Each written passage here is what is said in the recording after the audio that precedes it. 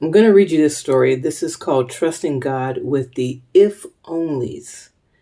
And it's on page 171 to 173, chapter 11 from the Calm My Anxious Heart book that is written by Linda Dillow.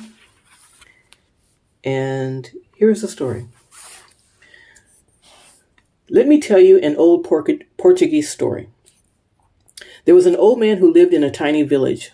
Although poor, he was envied by all for the beautiful white horse he owned. Even the king coveted his treasure. People offered fabulous prizes for the steed, but the old man always refused.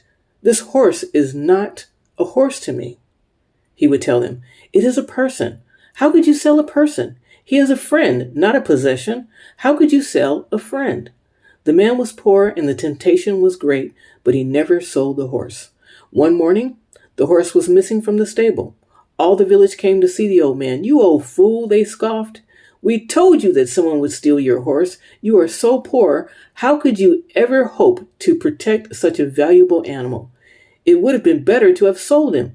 You could have gotten whatever price you wanted. Now the horse is gone and you've been cursed with misfortune." The old man responded, "Don't speak too quickly. Say only that the horse is not in the stable. That is all we know. The rest is judgment." "How can you know if I've been cursed or not? How can you judge?" The people contested. "Don't make us out to be fools. We may not be philosophers, but great philosophy is not needed to know what's happened here. The fact that your horse is gone is a curse." The old man spoke again. "All I know is that the stable is empty and that the horse is gone. The rest, I don't know. Whether it be a curse or a blessing, I can't say. All we can see is a fragment. Who can say what will come next?" The people of the village laughed. They had always thought the man to be a fool. If he wasn't, he would have sold the horse and lived off the money. Instead, he was a poor woodcutter, living hand to mouth in the misery of poverty. Now he had proven that he was indeed a fool. After 15 days, the horse returned. He hadn't been stolen. He had run away into the forest. Not only had he returned, he had brought a dozen wild horses with him. Once again, the village people gathered around the woodcutter and spoke. "Oh man, you were right and we were wrong. What we thought was a curse was a blessing. Please forgive us." The man responded, "Again, you go too far. Say only that the horse is back. State only that a dozen horses returned with him, but don't judge. How do you know if this is a blessing or not? You see only a fragment. Unless you know the whole story, how can you judge? If you read only one page, how can you judge the whole book? All you have is a fragment. Don't say that this is a blessing. No one knows. I am content with what I know. I am not perturbed by what I don't know." Maybe the old man is right, they said, but down deep they believed he was wrong. They knew it was a blessing. 12 wild horses had returned with one horse. With a little bit of work, the animals could be broken and trained and sold for much money. The old man had a son, an only son. The young man began to break the wild horses. After a few days, he fell from one of the horses and broke both legs. Once again, the villagers gathered around the old man and cast their judgments.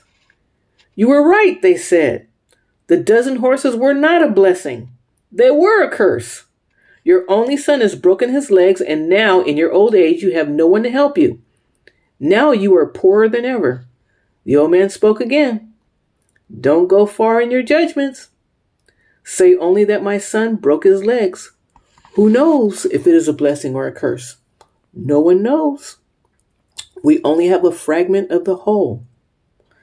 A few weeks later, the country engaged in war against a neighboring country. All the young men of the village were required to join the army. Only the son of the old man was excluded because he was injured. The enemy was strong and the people feared they would never see their sons again. Once again, They gathered around the old man, crying and screaming because their sons had been taken. "You were right, old man," they wept. "God knows you were right. This proves it. Your son's accident was a blessing. His legs may be broken, but at least he is with you. Our sons are gone forever." The old man spoke again. "Why do you always draw conclusions? No one knows. Say only this: your sons went to war, and mine did not. No one is wise enough to know if it is a blessing or a curse. Only God knows." The old woodcutter was content with what he knew and not disturbed by what he couldn't understand. Epictetus said, "I am always content with that which happens, for I think that which God chooses is better than what I choose." If we are to find contentment in the midst of trial and uncertainty, we must accept our situation as being purposely allowed into our lives by a personal and loving God. For most of us, this begins by refusing to contract the if only disease.